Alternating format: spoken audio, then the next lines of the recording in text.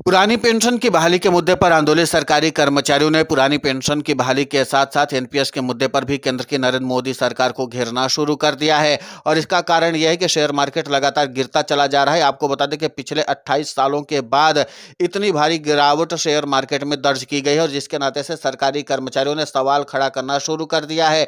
यानी एनपीएस का रिटर्न अब सरकारी कर्मचारियों को कैसे अच्छा मिलेगा, और एनपीएस का फायदा बताने वाले अर्थशास्त्रियों को भी सरकारी कर्मचारी ढूंढ रहे हैं, क्योंकि सरकारी कर्मचारियों का मानना है कि पिछले वर्ष जून से ही लगातार शेयर मार्केट में रिकॉर्ड गिरावट दर्ज की जा रही है। शेयर मार्केट लगातार औंधे मुंह गिरता चला जा रहा है।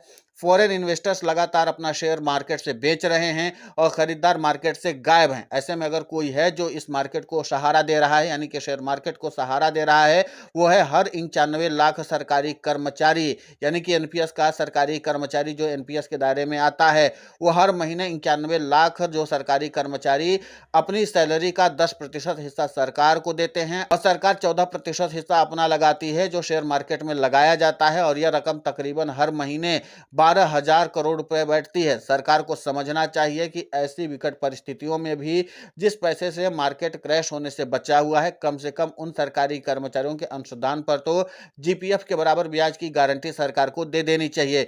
लेकिन हम पिछले 5 महीने में शेयर मार्केट में डूबे पैसों की जानकारी दे देते हैं। 95,000 करोड़ रुपए जो है वो शेयर मार्केट में डूब चुके हैं। फरवरी के महीने में जो पैसा डूबा था वो था 40.80 लाख करोड़ रुपए। जनवरी के महीने में था 17.93 लाख करोड़ रुपए। दिसंबर के महीने में जो था वो 4.73 लाख करोड़ रुपए, और नवंबर के महीने में जो डूबा था पैसा वो था 1.97 लाख करोड़ रुपए।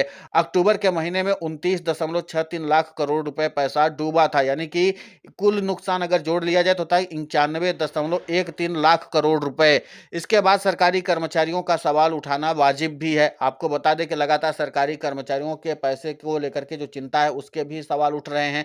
आपको बता दें कि सरकारी कर्मचारी जो एनपीएस में वो 13 से 15 साल की रेगुलर नौकरी करने के बाद भी जो रिटायर हुए हैं, जबकि उनकी कुल सेवा 25 वर्षों से भी अधिक की रही है, उन्हें अब 1500 से 3000 रुपए तक की पेंशन लगातार मिल रही है। और यही नहीं, बिहार ने भी अभी तक केंद्र सरकार के 30 मार्च 2021 के डेथ एंड डिसेबिलिटी में ओपीएस के विकल्प की सुविधा वाले नियम को भी लागू नहीं किया है।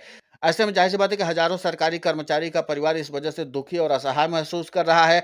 अब इन सभी सरकारी कर्मचारियों को ओपीएस का लाभ दे करके इनके बुढ़ापे को सामाजिक और आर्थिक सुरक्षा सरकार सुनिश्चित करे, क्योंकि जिस एनपीएस का बखान अभी तक सरकार के तरफ से किया जा रहा था उसकी हालत और उसकी हकीकत हमने आपके सामने रख दी है कि किस तरीके से एनपीएस का पैसा शेयर मार्केट में डूबता चला जा रहा है। और ये जो 12,000 करोड़ रुपए प्रतिमाह सरकारी कर्मचारियों का बनता है, अगर इसी पर सरकार जो है सरकारी कर्मचारियों को जीपीएफ के बराबर ब्याज की गारंटी दे देती है, सरकारी कर्मचारी पुरानी पेंशन की बहाली के मुद्दे की लड़ाई भी छोड़ सकते हैं।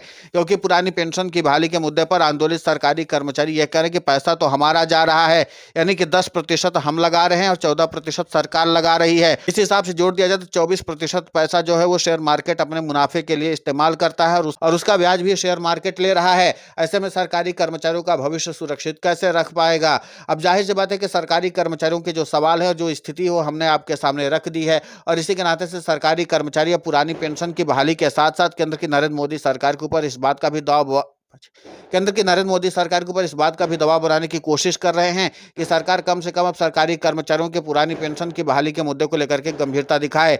लेकिन अभी केंद्र की नरेंद्र मोदी सरकार सरकारी कर्मचारियों की मांग को लेकर के ज्यादा गंभीर दिखाई नहीं दे रही। सरकार ने अपनी नीति स्पष्ट कर दी कि पुरानी पेंशन की बहाली के मुद्दे पर अपना निर्णय नहीं बदलेगी, और इसी के नाते से सरकारी कर्मचारियों ने कहा है कि 1 मई को राष्ट्रीय राजधानी दिल्ली के जंतर मंतर पर पुरानी पेंशन की बहाली के मुद्दे को एक बार फिर से बुलंद किया जाएगा, ताकि केंद्र की नरेंद्र मोदी सरकार को सवालों के घेरे में न सिर्फ खड़ा किया जा सके बल्कि इस बात को भी बताया जा सके कि सरकारी कर्मचारियों के साथ कितना बड़ा धोखा किया जा रहा है, और सरकार इस मामले पर गंभीरता भी नहीं बरत रही है। और जो सरकारी कर्मचारियों का पैसा शेयर मार्केट में लगाया जा रहा है उसमें तो फिर प्राइवेट कंपनियां ही मुनाफा कमा रही, सरकारी कर्मचारियों को फायदा मिल कहाँ रहा है? क्योंकि लगातार जो 14 से 15 साल सरकारी कर्मचारी अपनी सेवा देते हैं, लगभग उनकी सेवा जो जाती 20 से 25 वर्ष, क्योंकि बहुत सारे सरकारी कर्मचारी जो संविदा पर थे बाद में उनको रेगुलर किया गया था।